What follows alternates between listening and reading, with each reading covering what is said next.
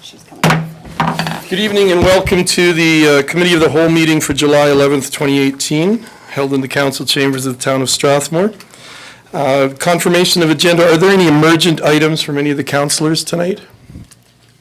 And are there any emergent items from administration or legislative services? No? Thank you. Your Worship, it's not an urgent item, but I do have something that I need to bring up at some point in the request for next meeting. Okay. Do we want, can we add that to urgent business then, Yeah, Jen? sure, it's not really urgent. Is that okay? 7.1 will be Councillor Peterson. Thank you. Nothing else? So I'm looking for a motion to confirm the agenda as amended. Councillor Corbeil. I confirm the agenda as amended. You've heard the motion. All in favor? And the agenda is confirmed as amended. We have no delegations tonight. And item 4.1, the minutes of the June 13th, 2018 Committee of the Whole meeting. Deputy Mayor Bauer. I move that council adopt the minutes of the June 13th, 2018 Committee of the Whole meeting as presented. Thank you, Deputy Mayor Bauer. You've all heard the motion. All in favor? And that motion is carried. Item 5, we have no unfinished business as I'm aware of, which brings us to item 6, items from administration. Oh, sorry, Janet. Oh, we need a motion to go into Committee of the Whole. Thank you, Councillor Sobel. I would move that we go into Committee of the Whole, Your Worship. Thank you, Councillor Sobel. You've all heard that motion. All in favor? And we are now in Committee of the Whole. Did you just say yay? Oh, good. Item 6, 6.1, Heal Pathway Designs, which is on page 7 of your booklet. Jim Simpson. Welcome, Jim. Thank you. Thank you, Mayor, for your council. Okay. What we have here tonight is the HEAL Committee has put forward a design for their signs, and we just wanted to bring it here tonight to let you see it. I guess if you had any concerns, then now's the time to bring it up. I'll just circulate this if I could. Wow. So, the committee has commissioned, they want to put up 40 pathway signs, which are the ones that's being passed around right now. They want to do 8 pathway main maps, which it's in your package if you want. They're little, big they're ones. big ones. And then 6 to 8 connector signs. And with us tonight, we have Lisa Sater with us from the HEAL Committee, and she's indicated maybe the one possible change on that size of the sign is, do we want the town logo on it or not? The town logo will be on the big sign, but I think that's probably the only question tonight as far as the signs are concerned, unless you have more issues with it. Is that fair to say, Lisa? Are there any questions or comments from councillors? Councillor Peterson? I just want to say that Lisa is to be really congratulated. I have the privilege of sometimes attending meetings for the Strathmore Prevents Cancer and the HEAL group, which have been absolutely passionate about making this a healthier, more whole community. And they have worked really diligently with very little money and just put in excessive personal hours, and I just really thank you and commend you for that. It's been a great project, and Your Worship, if you could add this to your list of Rise and Report, it's certainly a motion I know this council will support at the end of this meeting. Thank you, Councillor. Thank you, Councillor Peterson. Deputy Mayor Bauer. Thank you, Your Worship. I would like to just say that perhaps maybe rather than having the Strathmore logo on that sign, we could have that it's sponsored by the HEAL Committee, because I think that they need recognition in this endeavor as well. I mean, this has been from you, and I think that your name needs to be on there. So We did talk about that, so, yeah.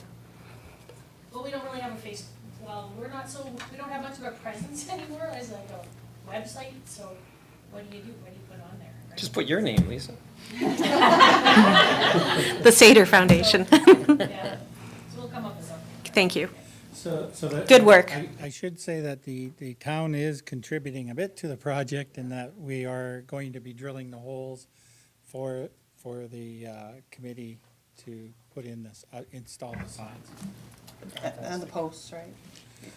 No, I don't think so. We're contributing the No, posts? no. We're doing That's awesome. Yeah. Thank you for that clarification. Councillor Corbeil. Thank you, Your Worship. I actually don't think that the Strathmore logo is really necessary on it. It has the Strathmore pathways on it. I think that that is, by all means, good enough. I think they look great. Thank you, Councillor Corbeil. Any other comments or questions? Very nice. Thank you, Vanna.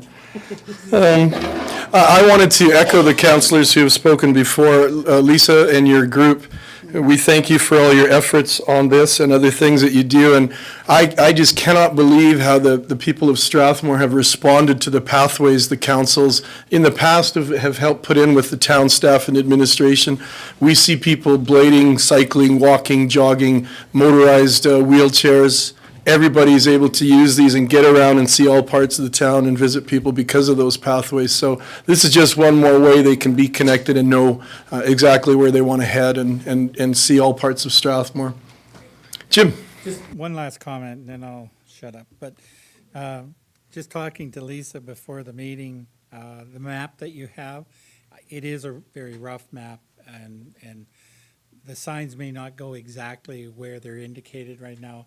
I think we're going to leave it up to Lisa and her committee to sort of tell us. So if you're looking at the map and you're seeing the signs aren't necessarily right where the map says, giving you a heads up.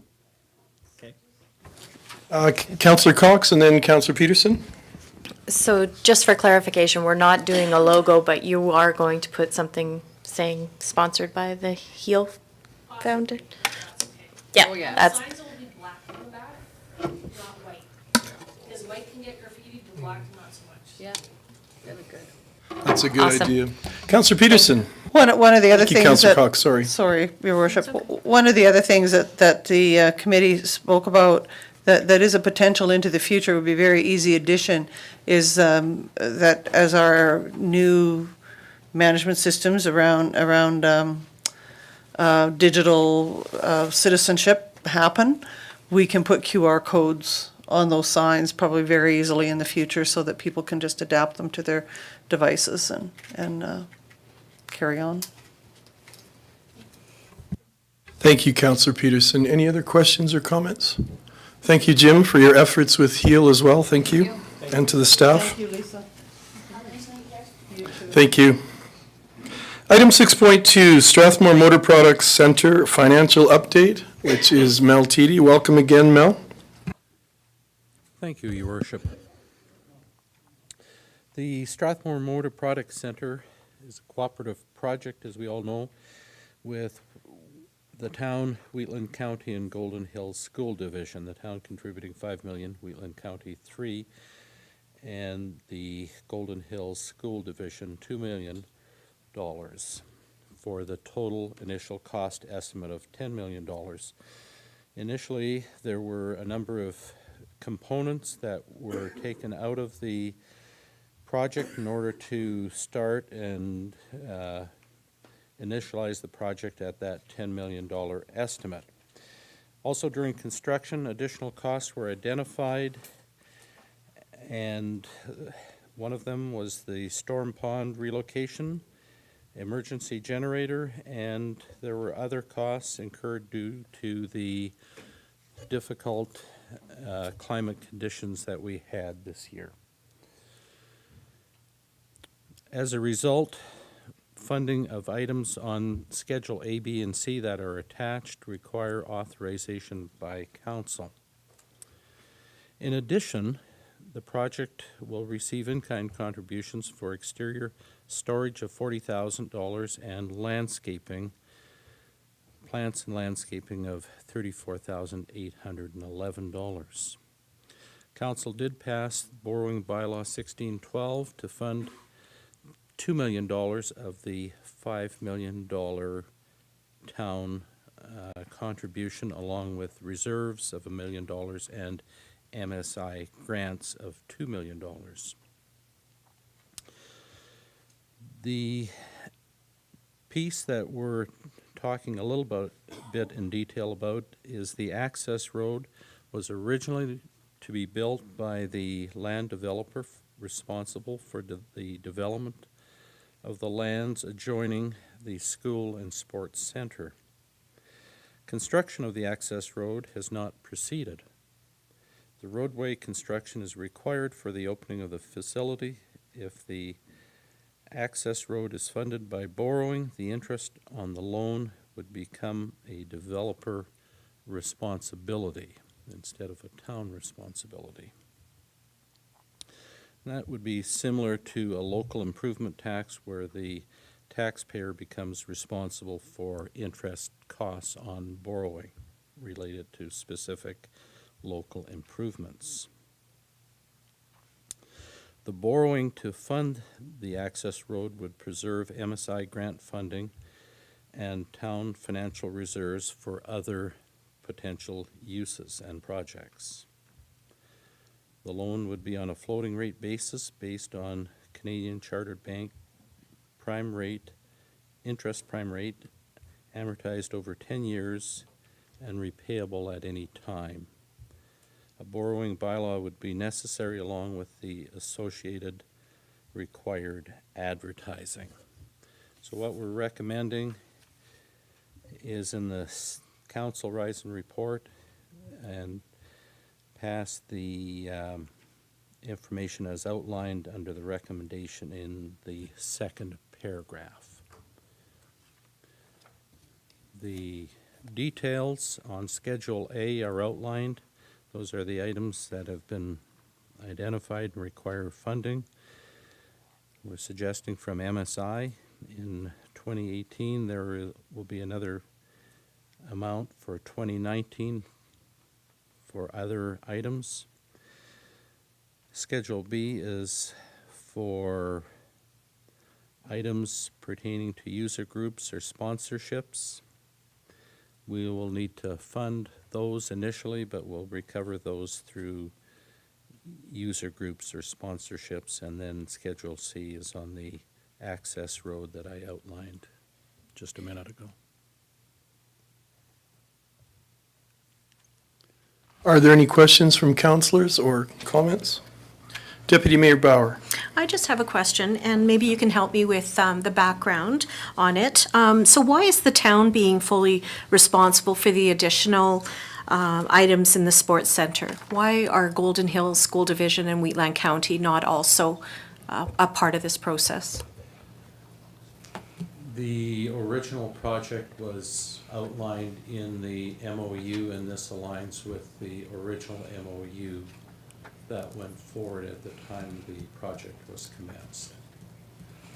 There was a limitation by both the county, was limited themselves to the $3 million contribution, and the school was only funding the gymnasium portion of the sports field.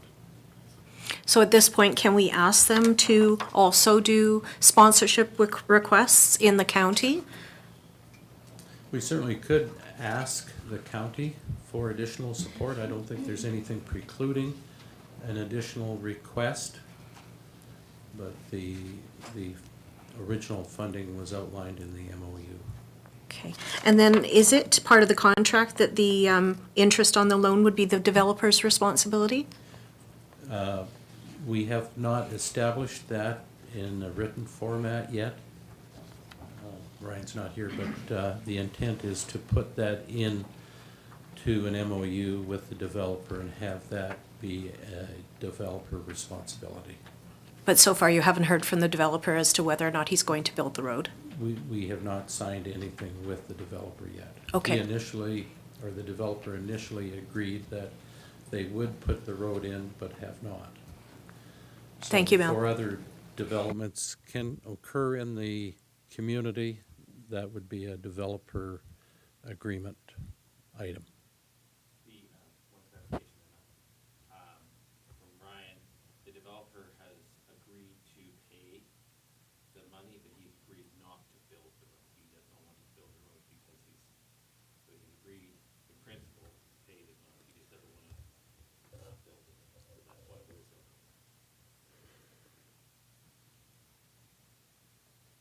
If I could follow up Deputy Mayor's question, Deputy Mayor Bauer's question, are we still good time-wise as far as if this is approved, that the roadway would have no problem being done in time for the school year and the openings? We're good? And Mel, if I could just ask a quick question about the MSI for 2018 that's on this.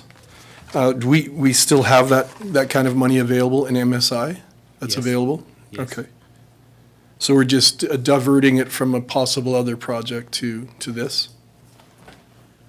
Well, with the extra funding, MSI funding, we have sufficient to include this now. Okay. Thank you. Any other questions? Thank you, Mel. Thank you. That brings us to item 6.3, the water utility bylaw, and that is Werner. Mr. Fisher, welcome tonight. Thank you, Your Worship, members of council, and thank you in particular for the advanced questions that we had an opportunity to respond to. Before getting into the details of the bylaw, I'd like to show you a graph that we think is informative. The blue line shows actual water consumption from 2014 to approximately 2017. The red line is a trend line, a best fit of those points, and there's clearly a downward trend. If I can see the next line. The trend is that per capita water consumption has dropped from about 397 liters per day in 2004 to an estimated 280 liters per day in 2017.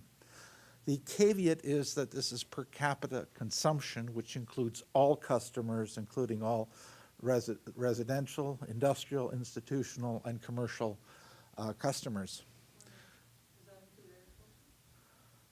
Not if, if they're on the town water system, yes, but most of them are not. They have wells. The drop in consumption is likely due to a number of factors, including but not limited to water rates, watering restrictions, public education, and other factors. What could significantly change this is if we had an extended period of drought like we had in the 1980s, or if we were to capture a water-intensive development. I certainly wouldn't expect, we would most likely end up with some sort of a food processing facility. That would be a scenario under which we would probably have a much higher rate of water use than certainly the warehouses and smaller buildings that we're getting. So why draft a new water utility bylaw? The draft bylaw allows the town to irrigate lands with water that we obtained from the Western Irrigation District. A water license was issued in 2015 by Water Resources, and it allows us to divert up to 188,000 cubic meters annually for irrigation.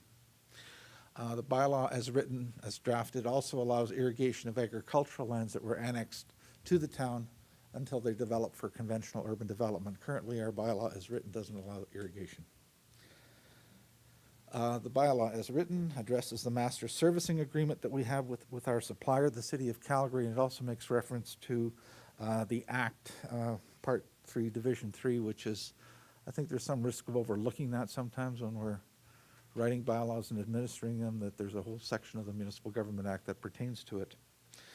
It consolidates, clarifies, and updates provisions respecting backflow and cross connections in parts 20 and 21, and authorizes the director to undertake a public information, education, and enforcement program in part 11.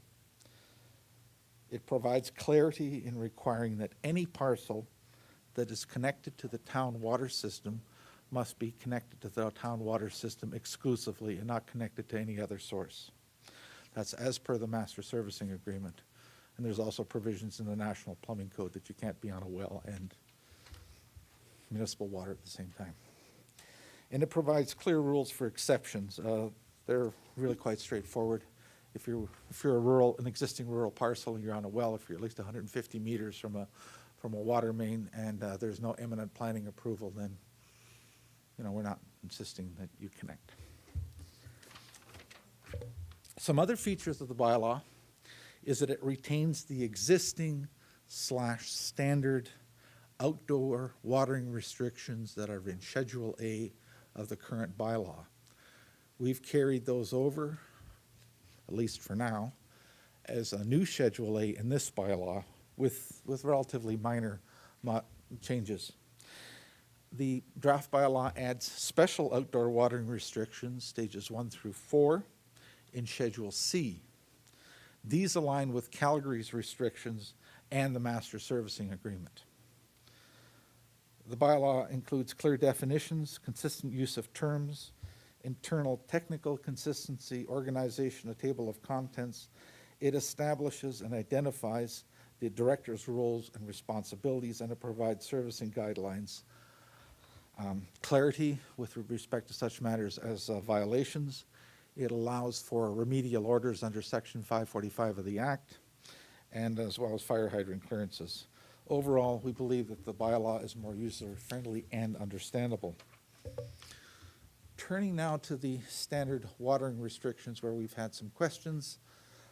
As noted, the current water bylaw in Schedule A allows watering only on the following days between May and November, and that's the first Saturday in May and first Sunday in November. Odd-numbered addresses are allowed to water only on Wednesday, Friday, and Sunday, and even-numbered addresses Tuesday, Thursday, and Saturday, and only between 5 a.m. to 10 a.m. and between 5 p.m. and 10 p.m. Schedule A of the draft bylaw, as noted, retains the above standard watering restrictions with minor modifications. They could, of course, be simplified or modified or some other alternative. The draft bylaw also retains the watering exemption permit in Schedule B from the current bylaw.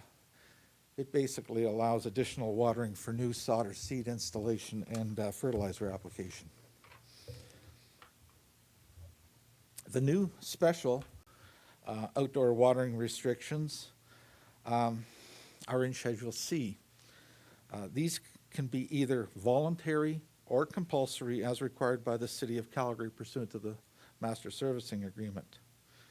The Stage 1, 2, and 3, and 4 restrictions align with Calgary's restrictions, and they're modified only to the extent necessary to align with Schedule A. We certainly believe that including these in this bylaw is beneficial. It allows the town to impose these restrictions without delay if required.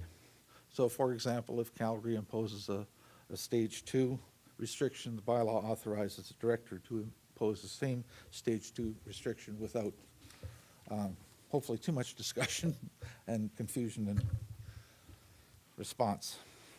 So we've included the 3 questions that were posed by council. I think the explanation is there.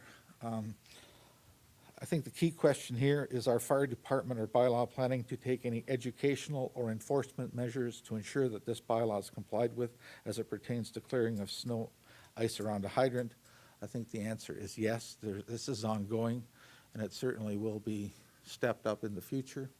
One of the key reasons for including this was, at the development permit application stage, if the standards are qualitative rather than quantitative, you're just going to have a discussion with toing and froing with whether you have adequate clearance around a fire hydrant or not.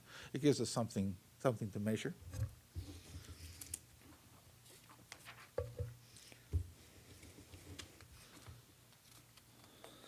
With your permission, I'll go to the next question.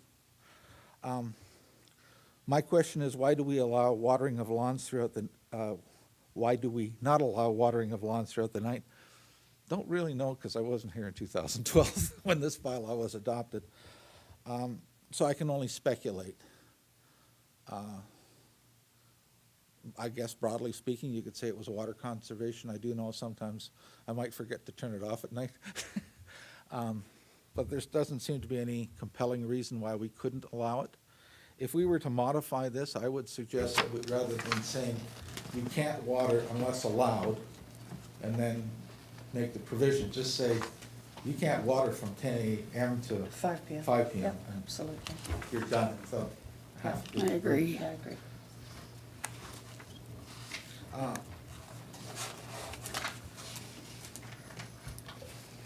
the last question is why we have restrictions. that Counselor, Calgary doesn't- sorry. It's okay. Did you have a question about that part? Yeah, that's Sorry, Werner. one comment I was going to make, actually. I can see it being people forgetting and stuff like that, but if I'm starting to water my lawn, I face west on my one side, and if I start at 5, it's not even going to be beneficial anyways until the sun goes down, and that's 10, and then that bylaw is done. My other comment was going to be is if bylaw enforcement isn't going to enforce watering at night anyway, like is there a point of having it? Well, I think that may be the reason that you're not supposed to do it, but Like I know a lot of people just have water systems and they already have it programmed to come on at midnight because that's the best time. yeah. But that was just my Well, opinion anyway. Like I say, I don't know why we disallow it at night, except that there's no ability to enforce. Mm-hmm. But Okay. it's not as if the water isn't metered.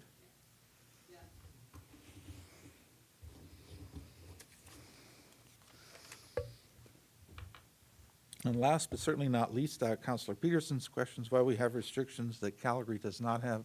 Again, I can't answer that. I would speculate as to why.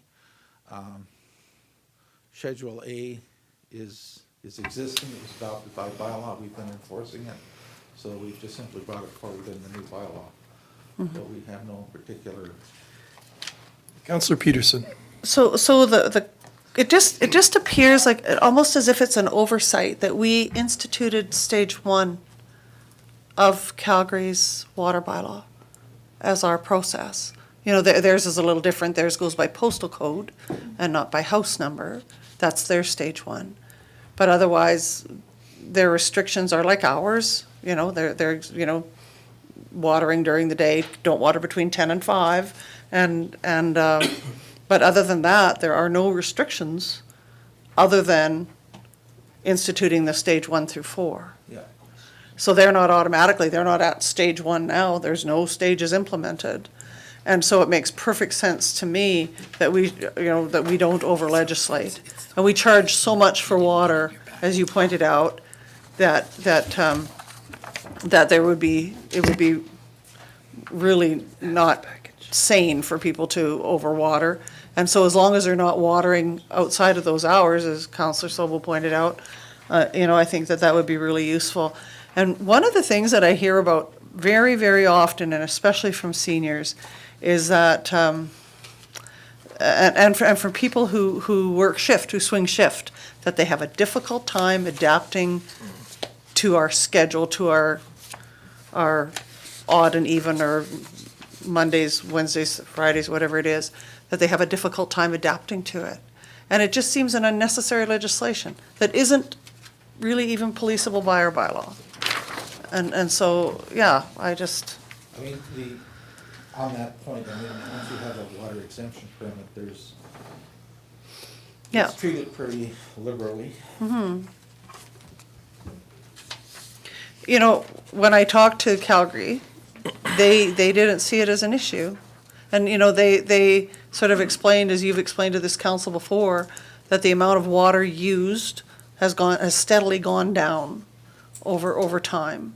And that, the greatest amount of water utilized out of the licensing is through agriculture for growing food, and that they haven't found it to be an issue. But when they are in drought periods or when they have other water supply issues, they've had very good compliance with their whole population. So I think it'd be worth us, not over-legislating that.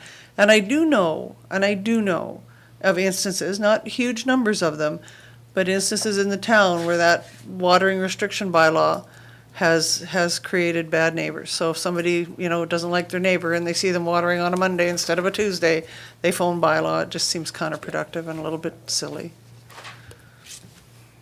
The other thing that I'd just like to point out is that on that Calgary, on the Calgary bylaw site, they just have some very, very excellent direction and reasoned direction that it would be nice to be able to utilize something like that with our own communication plan. And I think it, just like we have done an education process with the recycling project, I think it'd be worthwhile looking at that as well. And And I think that we would get the same level of compliance there that we have had. Looked at it within the last couple of weeks, but I'm reasonably familiar with it. I bet you are. You wrote most of it, yes. Thank you. Thank you very much. And thank you for this really comprehensive, updated, mindful bylaw. Thank you.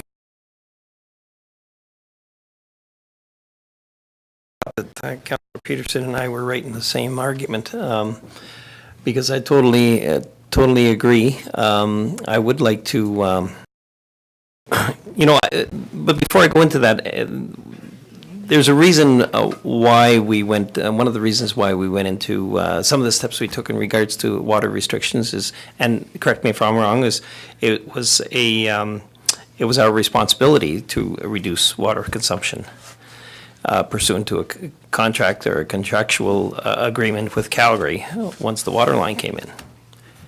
And I think, and kudos to our community, because I think they've taken that on very well, judging from the graph and the amount of water that the conservation of water that has been used. I mean, conservation of water is something we all have to deal with. But I think that stage is over, and I agree. That's where I agree completely with Councillor Peterson. I think people understand that, especially with the cost of water and the need for conservation, that they're a little bit less liberal, let's say, in regards to their water use. But that does not mean, and I want to really emphasize this, that does not mean that we can, as a municipality, stop emphasizing the need to conserve. So that, I think that education process is open. So I have absolutely no problem with opening the water valves at any time, except between the hottest day of the hottest time of the day, which is 9 to 5.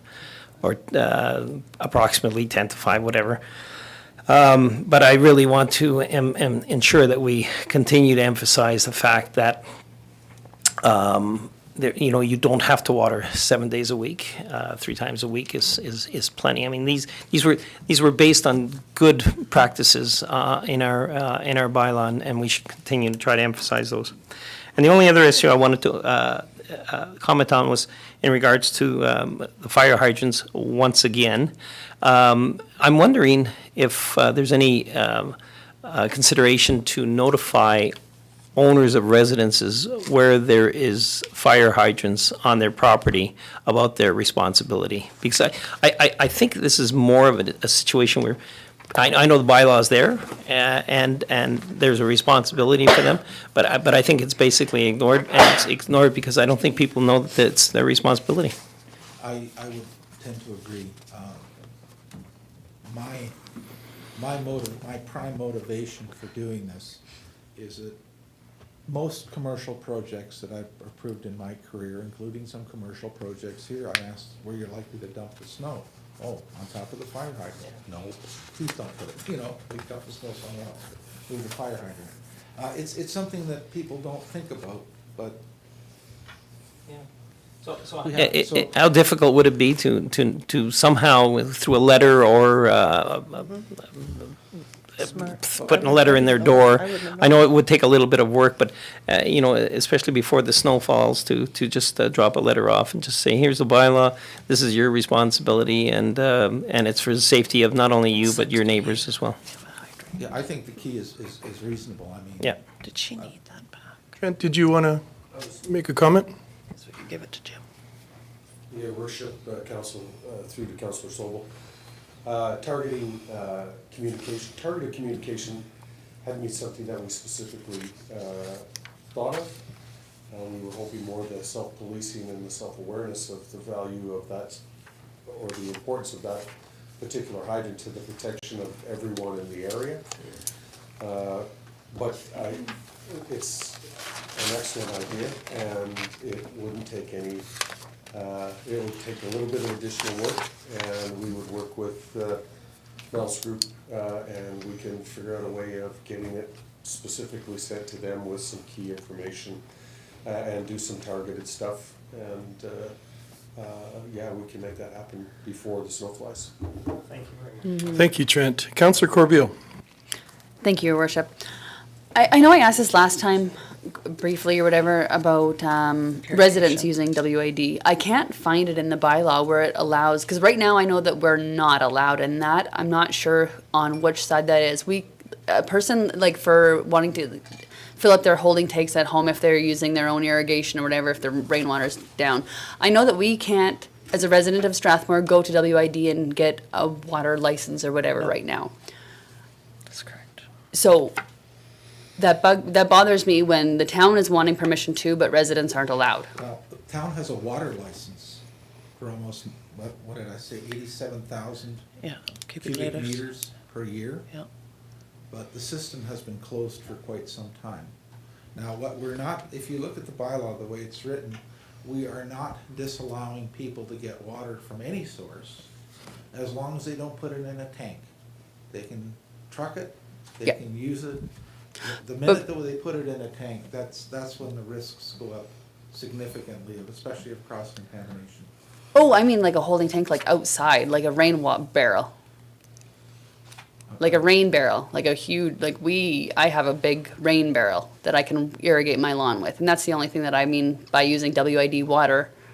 And I know a lot of people would use WID water. I have another another neighbor who has a big old fire truck. And all he would do is fill up the fire truck to water his front lawn. So, just so I'm clear. Yep, Is the water in your rain barrel coming off your roof or your property? yep. And that's not the WID's water? No, that's not the WID's water, but say there's no rain and I want to fill that with WID water. Then it's in a tank and it's disallowed. Then it's in a tank in the system. I Oh. think the way I think the staff have come to sort of a consensus that we're more than happy to allow people to do that. But it goes off the truck immediately onto your property.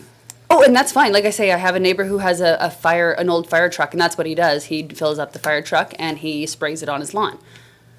Yeah. But right now, he's not allowed to do that. Currently, no, but the bylaw is written. Okay, where is that at? Sorry, that's where I couldn't find it in here. That was my question. Section 13? Yeah. Is it in 13? Before we took the position of it's easy to regulate, just don't bring in water, that's easier for us to regulate. But the real concern for us is cross-contamination. Oh, yeah. So if we say, you can bring in the water, but you can't put a structure on there that, when we get our planning department puts in you come in and you build a tank, it's not connected to the system, great, you get a permit, it's not done. They sell their house, someone else comes along and, hey, I should hook this up to my tap, and then somehow we get a cross-connect. There's no inspections, there's no more building inspections until we happen to come up for a renovation or anything. So we put the whole community at risk. That's insane. Who would ever do that, though? But someone, you might not know that you could get our public water system is can be good. So we have to, the provisions that Warren has put together here is a compromise between allowing as much flexibility to the public as possible for watering the water without using potable, but also protecting the whole community as a whole. And that's one of the big principles we're trying to do with this water bylaw is to protect the public from not necessarily intentional, it's that intentional, because we don't have any other, we have some protections, but we wouldn't have, and the guy that put that tank in originally, he could be totally right. If he sells that house 20 years later, no one knows it's there. The guy that happens to be there and just somehow does some rejigging with his tap, hooks it onto our system, we have a low pressure, we end up getting that water into our system, we get a problem. So we're just trying to balance that. So that's a big difference, it's a big improvement, I believe, that we put in there that will allow you to use irrigation water. But we do not want any permanent structures that can be potentially tied into our water. Do you find that It's all good. Probably, but that's not the specific word. Can I get back to you on that one? So that means you could get permission. I thought that was mean for your house. Like, I didn't know that was house. Yeah. Because I thought that was like a cistern. Like, you know what I mean? Like, I thought that was for drinking water, not for irrigation. And that's why it was under irrigation in here, and it didn't say it.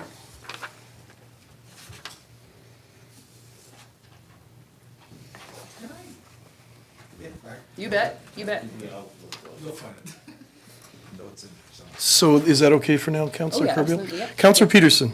I just wanted to say, relevant to what Councillor Sobel had brought up about, wasn't sure, what had happened when they originally instituted that. I spoke to someone that had sat on council for a while, and he said it was relevant to the, and possibly a reaction to the South Saskatchewan River Basin decision in 2006 to disallow any further licensing. And there was a lot of real concern at that time about what was going to happen with regards to running out of water, and so Strathmore did put in some contingencies.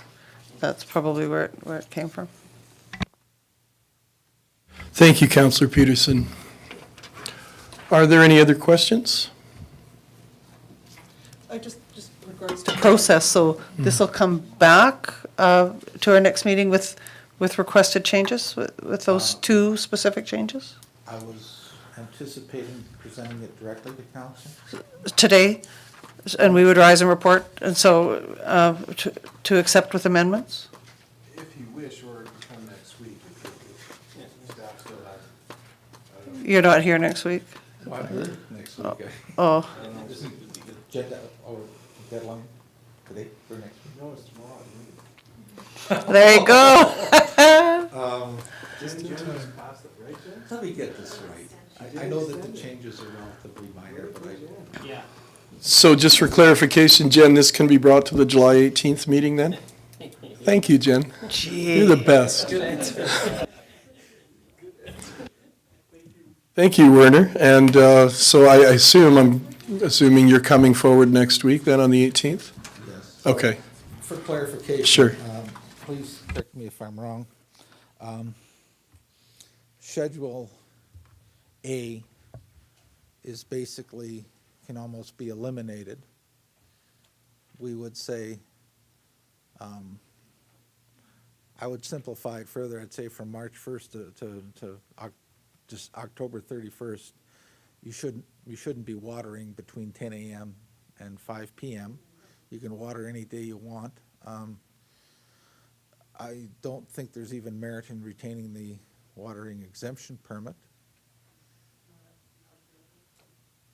And then Schedule A and B disappear, and Schedule C becomes A, and there's a little bit of tinkering with some of the provisions.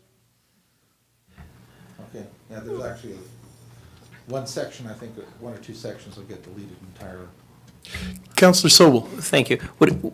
Would it be improper and uncomfortable to add a little blurb in addition to that blanket statement about the need for conservation, right in the bylaw? I know that's unusual.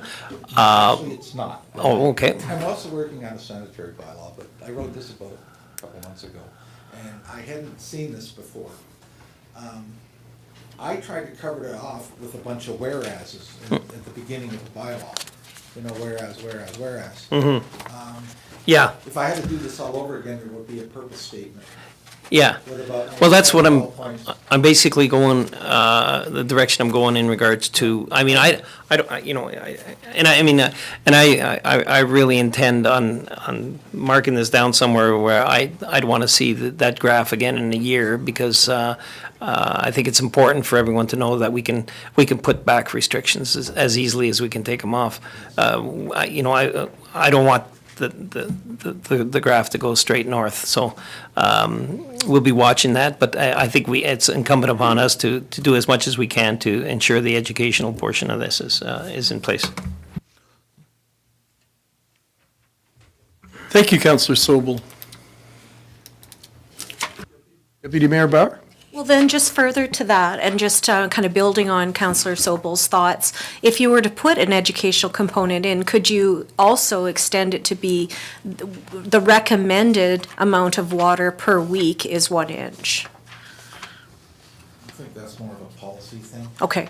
What I tried to do, like, one of the issues with the current bylaws, it gives the CAO any and all discretion. And what I've tried to do is nail down some of the what and the how, and give that responsibility to the director. So, there's a whole shopping list there of stuff that the director may do subject to operational requirements. And I think that would be more of a, like I said, more of a policy thing, something we could put on our website. We would say, please, this is what we would like you to do. We put it in a bylaw. How do we? I think you know what I'm. Yep. I think How do we becomes, enforce? Are we gonna measure it, Thank you, Deputy Mayor Bauer. So if there are no other questions, we look forward to having you come back.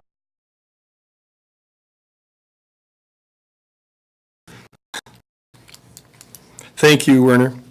That brings us to item 6.4, administrative inquiry responses. Jennifer, is this you? Your Worship, I believe the department heads have answers for council. Okay, thank you. Thank you. So I have three answers to inquiries this evening. The first is in regards to inquiry about the emergency management magnetic booklets that we have done in the past. So this is on on the works to edit and update in the fall of this year. But printing will be based on sponsorship, so we'll be actively seeking a sponsor to help with the printing costs of those books so we can get them out into the community. So that's where that project is at. Any questions on that one? Great.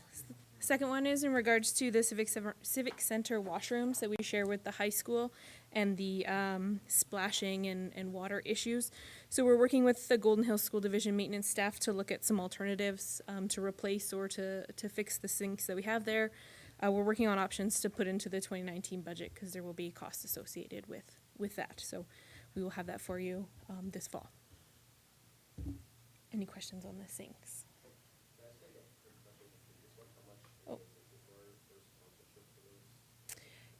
We're not sure on the total price right now. We're getting some estimates on costing, and then we'll be able to know what our value is. The third one is in regards to outdoor fitness equipment and potential grants for that. So we'd like to propose bringing a report back to council in September regarding outdoor fitness equipment in general in southern Alberta, the costs, some of the successes of other communities, as well as some of the learnings that we can get from some communities, and then match that with some grants that we could look at for 2019 as a project. So we can look for that in September. That's good. Any questions from councilors? Thank you, Tracy. And do we have another department head coming forward? Jennifer, did you? I do have a few on behalf of Okay. Mr. Roy Croft. Right, thank you. There is, so I have, the admin inquiry was, can administration provide an update on when the Canadian Badlands signs will be installed? So the draft design for approval is waiting for approval from council. The target meeting is July 18th, so you should be seeing something next week on that. Sorry, I have a list here. Here's one. West Creek Development. In the early 2000s, Albertram sold the land south of the golf course and the approximate 48 acres south of Pond 1 to Douglas Homes, which became West Creek. At a public meeting in the community center in approximately 2003, West Creek apparently expressed willingness to trade the town the 48 acres for the land south of the golf course. It was perhaps West Creek's intention to drain the wetlands south of the golf course into Pond 1, then develop to the south of the golf course. My question is whether or not an agreement actually exists for the town to own the 48 acres south of the pond. It says no land transfer has been found. It appears to have never been completed. Another inquiry regarding Lakewood Meadows. Lakewood Meadows is in the developer's agreement. It is my understanding that Lee Maher agreed that the 40-acre storm pond was to remain in the possession of the town of Strathmore. Does the town of Strathmore own the 40-acre storm pond? Response is that the town owns a trust agreement over the land, which can be exercised by the town to transfer the lands to town hands. Mr. Thackeray.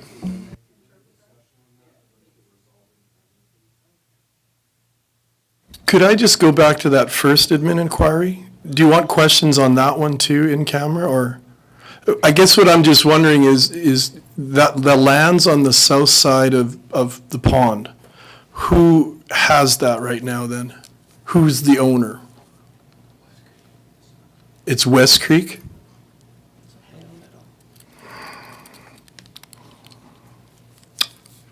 Okay, thank you.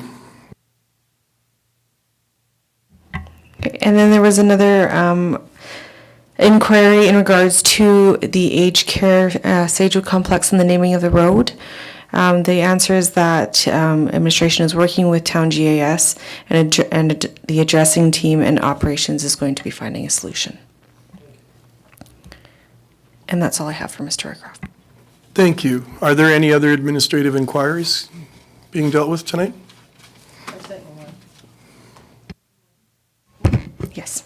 So we have a new inquiry, and if you can just, sorry. Well, I don't know where you want to put it. I don't know. At the end, where the town was. Yeah, but I think that's in the WAD. Because they own the lake, we There was a don't. big argument. Okay. Was there? No, surprise. So I'll read the inquiry so everyone knows what we're talking about. It says, a former resident of Rockyford has made inquiries to WDHS about contributing money to have a sign erected on the original site of the town of Strathmore before the town moved. This senior citizen has heard about Strathmore's efforts to expand their pathway system and eventually tie the system into the siding area, the old right-of-way of the CPR track that leads to Eagle Lake. Relevant to this offer, WDHS has requested to administration, does the town own this site or is it owned by another entity? If the town is the owner, would the town consider working with WDHS to have a sign put in place to memorialize the original location of the town that moved? So at our meeting, there's some people there who have. Sorry, Your Worship. No, it's not. I apologize. For some historical context that believe that the town owns that right of way. So we own, South of the pivot fields. we own down here, we own this along the edge of the creek. And that's as far as it goes. No, we own the railway. All the way. All the way to the WID pier, the old pier. Right, down on the- right. Where it curves and comes to the end, we Yeah. own the right of way, We own nine in the county. the land owner. Yeah, yeah. And that's, so, That's where that canal, we built the canal, and that's where our affluent. or the ditch, yeah. So with permission, Your Worship, that's the question that they would like answered. If, because I don't know where the original site was, but somebody knows, it's got to be on a map somewhere. And so, I don't know. I don't know. Was the lake not in town? No, It didn't exist. I don't know. I don't know. That's why we're asking. That's why it's an inquiry. Yeah. Your Worship. Thank you. Councillor Sobel. Thank you. I just, if I could, just to deal with two additional administrative inquiries. One, I submitted on June 20th in regards to Fortis and light replacement. I'm going to save somebody some time. Out my window this week, took them about 3 minutes to change the light. So they are, they've got a very neat, very quick. So you can disregard that one because it is in the process. And I also have one from April the 4th that I'm still waiting for a response on. This has to do with, I just want to deal with this before we run into more problems on that road. And that's the private road that runs from the intersection of Kleiber Road and Center Street into the Ranch Market Shopping Center. My inquiry read, this road, which is 2 lanes with no sidewalk, is considered somewhat unsafe at best time.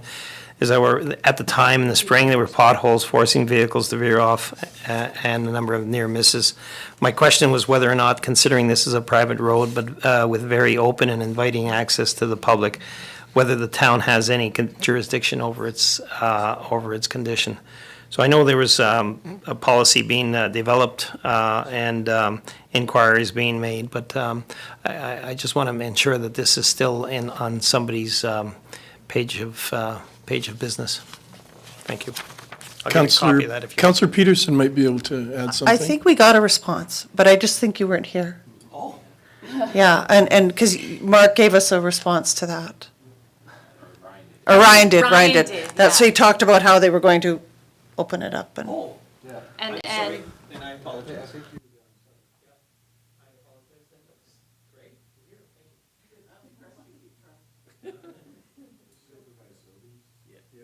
Or no, the other side. Yeah, by Starbucks. Tracy's Coffee Shop. Tracy's Coffee Shop, right? Starbucks. So are there any other administrative inquiries to go through? That brings us to item 7, and urgent business. We classified this as something that's time-sensitive or should be coming up tonight. 7.1, Councillor Peterson. Well, and it's perfect because Jennifer's extended the time. So this week, under the direction of Fire Chief West and with the phenomenal organization of Deputy Chief Furzer and the cooperation of a whole lot of volunteer firefighters, a unique safety camp for children has been undertaken and 35 children are involved. This camp is truly special. It's building citizenship, ensuring our youth know they are important to the future of our town, and most importantly, these children are being equipped to make a difference. I am requesting to rise and report after the meeting to ask that the 4 squadron leaders, youth squadron leaders of the Strathmore Fire Department Safety Camp come to council for a quick presentation next week to tell us what they have accomplished in this camp. And my reason for asking this, Fuel and Council, is that the uniqueness of this camp is, I think, going to snowball into the future, and it is an amazing thing to have seen. And I think we'd all benefit from hearing from them, and I really think that big things are going to come of this undertaking that doesn't exist anywhere else that I could find. On your rise and report list, please. Thank you, Councillor Peterson. So as far as procedures, that brings us to the end there. Jen, because I guess before we do the motion to rise and report, I just wanted to maybe make a clarification in case anyone is watching tonight. Normally, the committee of the whole is a meeting where we get questions answered and we get presentations made to give us information on future issues that might be coming for a motion. Sometimes the issues that come to us in a committee of the whole meeting are issues that have to be dealt with fairly quickly. So that brings us to an issue tonight where we have a thing called rise and report, and that allows us as a council to make a decision a little quicker than putting it off to a following meeting. So I'm looking for a motion to rise and report. Deputy Mayor Sobel? I will make the motion to rise and report. Thank you. And you've all heard the motion? I'm not Sobel. Deputy Mayor Bauer, sorry. All in favor? So we're going to be having some motions in the rise and report section. I have, the first one is the one dealing with, sorry. Your Worship, you need to come out of committee. Okay, sorry. Could I get a motion? I move to come out of committee, Your Thank you, Worship. and God bless you. You've all heard that motion to come out of committee of the whole. All in favor? And now we can do it, Jen? Yes, Your Worship. And Your Worship, I do have, I've kept a list of the resolutions Oh, if thank council you. wants some Thank you help. very much. So maybe what I'll do. How can we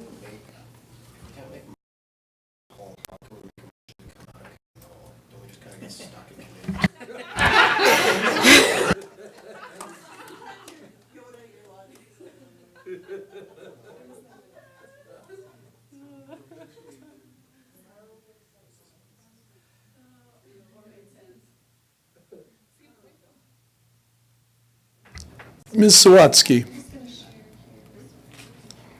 She's made Oh, good. motions for us, which is nice. Awesome.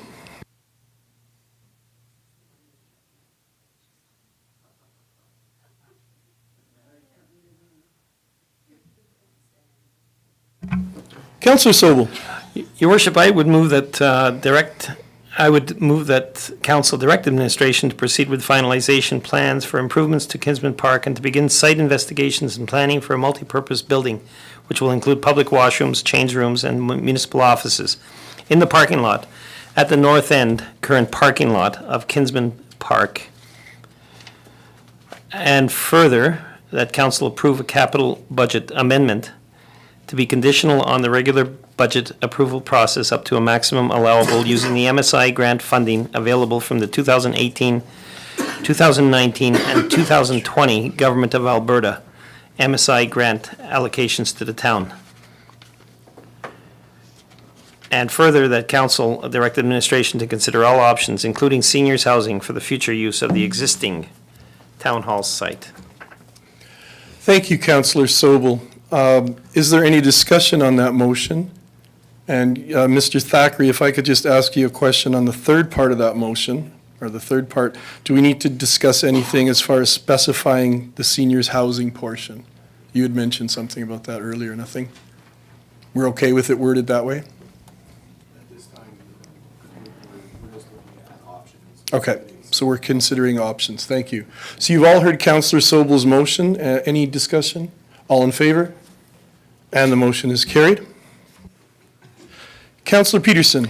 Your worship, I would move that council give approval to Mayor Fuel to seek agreement from the Reeve of the County of Wheatland and the Superintendent of Golden Hills School Division to include their letterhead, no, that's not what I want, their logos on a letter to Siksika Nation related to the Strathmore Motor Products Sports Centre. Thank you, Councillor Peterson, for the clarification on that motion too. Jen, do you need anything?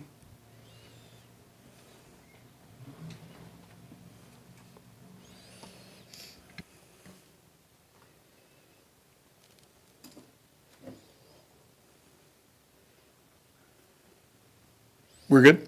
Thank you. You've all heard Councillor Peterson's motion. Any comments or discussion? Councillor Sobel? Oh, Sorry. So no discussion, just a fake out. All in favor? And that motion is carried. Councillor Peterson? Oh, thank you, Your Worship. I would move that council accept the Heel Committee Pathway Signage Report for information and that a letter of recognition be sent to the Heel Committee recognizing their work in the community. And I think we're also moving to approve them working with the town to put the signs in place. I would add that, yes. And putting their sponsorship on. Well, let them, well, yeah. So I would simply add to that, recognizing their work in the community and that they have the permission of council to move ahead, to work with the town to placing the signs. Thank you for that, Councillor Peterson. Is there any discussion on that motion? You've all heard the motion. All in favor? And that motion is carried. Deputy Mayor Bauer? Can I move the next one? I move that council approve funding for items as outlined on Schedule A in the amount of $1,575,728 from the 2018 Province of Alberta's MSI grant funding. Approve funding for items as outlined in Schedule B in the amount of $362,000 from the Town of Strathmore Fieldhouse Reserve. Approve funding for an access road as outlined in Schedule C in the amount of $340,000 from Financial Stabilization Reserve, borrowing as determined by council. Thank you, Mel, did you have a comment? Could we amend that to just borrowing? And I'll bring a borrowing bylaw to council next week for that portion, so it doesn't come out of reserve. It was an option. So it should say through borrowing. Through borrowing, correct. Okay, thank you. Thank you for that clarification. Thank you. And Jen, I think you're doing it right now. Mm-hmm. Do you want to spell through correctly? No. Sorry. It's getting a little punch drunk right now. So thank you. You've all heard the motion from Councillor Deputy Mayor Bauer. Is there any discussion on her motion? Seeing none, all in favor? And that motion is carried. Are we bringing something forward?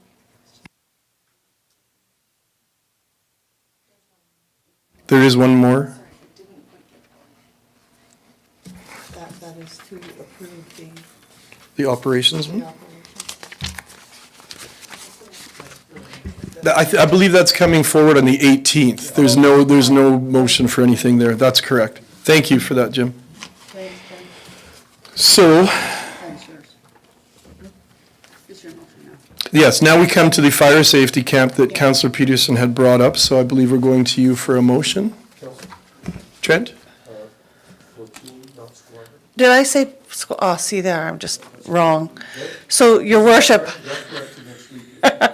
Your Worship, I would request that the 4 platoon leaders, Zach, Sarah, Jack, and Seth, of the Strathmore Fire Department Safety Camp, report to Strathmore Town Council on the outcomes of their camp at the July 18th council meeting. Thank you, Councillor Peterson. Any discussion on that motion? You've all heard that motion. All in favor? And that motion is carried. So that brings us to what I'm always confused about. Now that we've risen in report, do we have to go back into committee of the whole? No, we can just move to go in camera? Okay, so I'm looking for a motion to go in camera. Councillor Corbeil? I move we go into in camera on that. Thank you. You've all heard the motion, and thank you for that save, Councillor Corbeil. All in favor? We are now going in camera